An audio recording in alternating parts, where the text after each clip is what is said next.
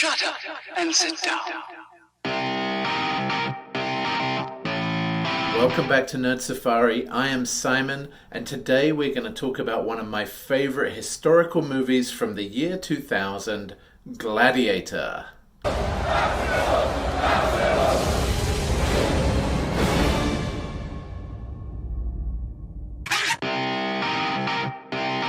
So we primarily love this movie because of all the battles and of course the gladiators. Now hopefully all of us can agree that we really don't like the idea of slaves having to fight each other to the death for the amusement of rich people, right? But seeing that plight brought to life on the big screen was just spectacular.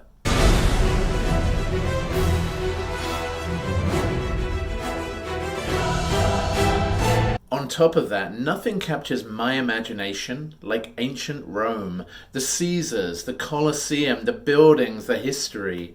It just gives you such a sense of grandeur.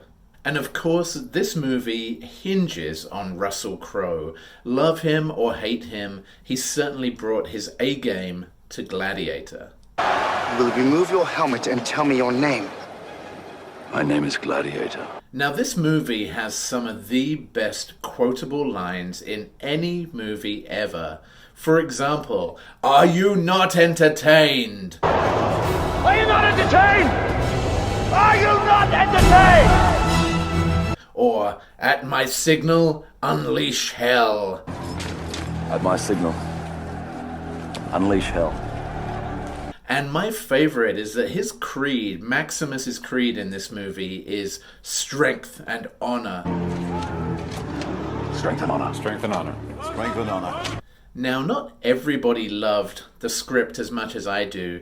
One of the co-writers of the script recounted afterwards that Russell Crowe came up to him one day and said, "Hey, your lines are garbage, but I'm the best actor in the world, and I can make even garbage sound good."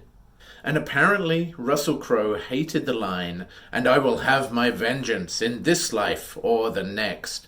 But he tried constantly to ad-lib different versions of the line, couldn't come up with anything better, so we got what we got. I will have my vengeance in this life or the next.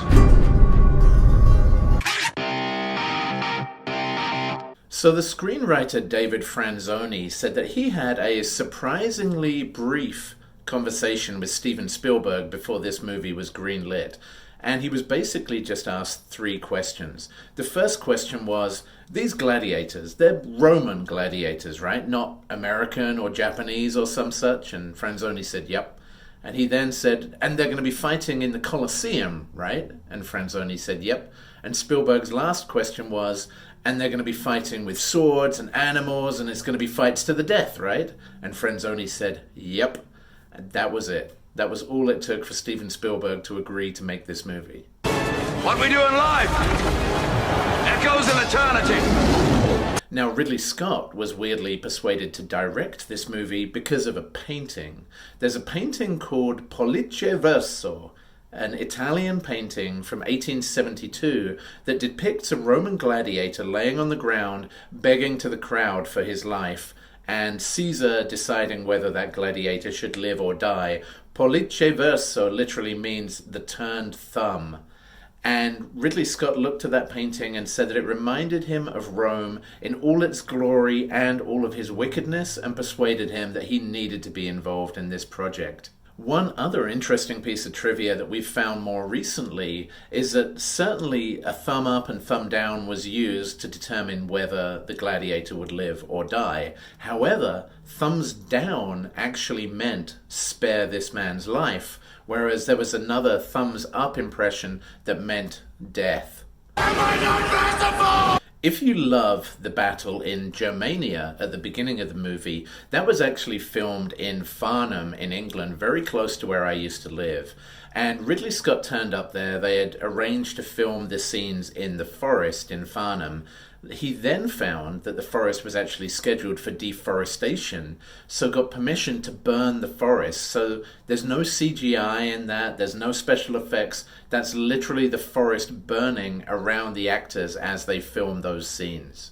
Talk about dedication to your craft. Russell Crowe picked up a number of injuries during this movie. He lost the feeling of fingers in his right hand for 2 years due to a sword fighting injury. He cracked the bone in his hip, he cracked a bone in his foot, he injured his Achilles tendon. It was just wall-to-wall injuries, but the guy kept on trucking. So let's talk about what could have happened in a parallel universe if other actors had picked up the parts of this movie. Well, first of all, Jude Law tried out for the part of Commodus, but clearly Joaquin Phoenix was made to play that role. He was awesome. Take my hand. I only offer it once. Secondly, Jennifer Lopez actually tried out for the role of Lucilla, but Connie Nielsen was great in that role and deserved to be cast.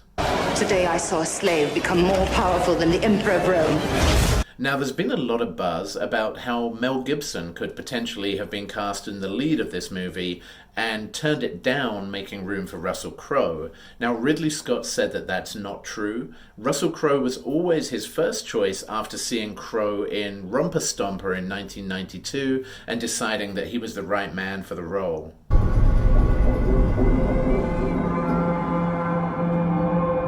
Now, this is where things get a little bit weird. You probably know Nick Cave as a musician, but Ridley Scott and Russell Crowe actually reached out to Nick Cave and asked him to write a sequel to this movie. And Nick Cave's sequel was very, very strange.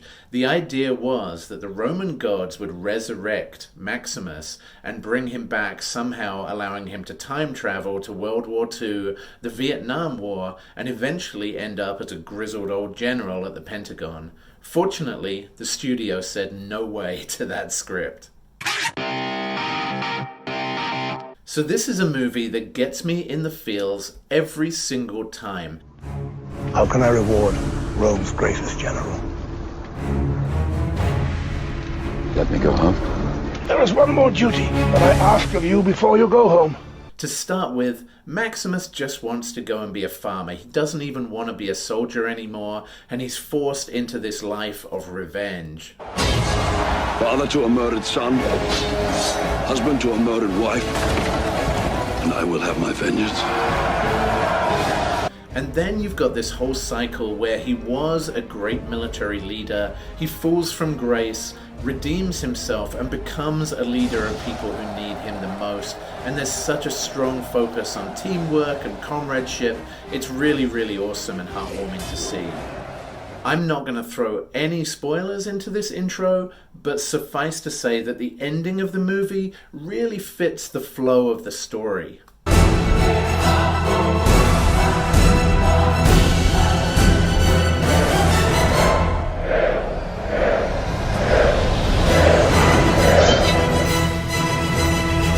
There's nothing more I need to say to you to prepare you to go watch Gladiator than cry havoc and let loose the gods of war.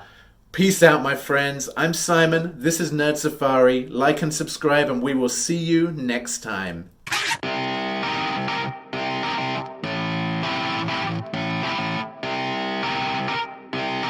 Shut up and sit down.